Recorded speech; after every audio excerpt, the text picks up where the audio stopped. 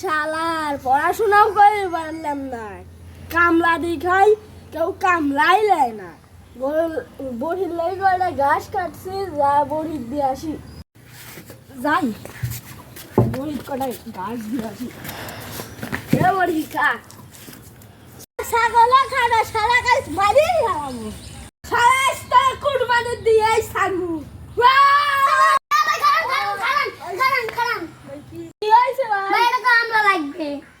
ভাই আমি তো কামলা, চলেন আমরা দুইজন যাই। ভাই এই বইটা সাফ করা লাগবে না, তো ল্যাট্রিন করবো। ও ভাই এটা সাফ করা লাগবে, তাহলে আমি যাই। হ্যাঁ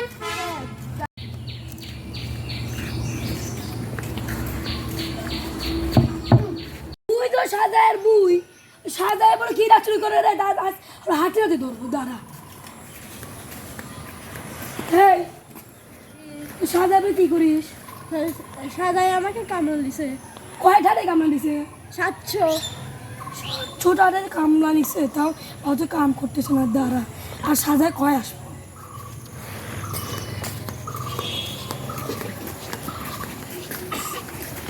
ও সাদাই ভাই, আপনি বলে কামলা নিছেন? ও ভাই 700 টাকা কাম আনিছি।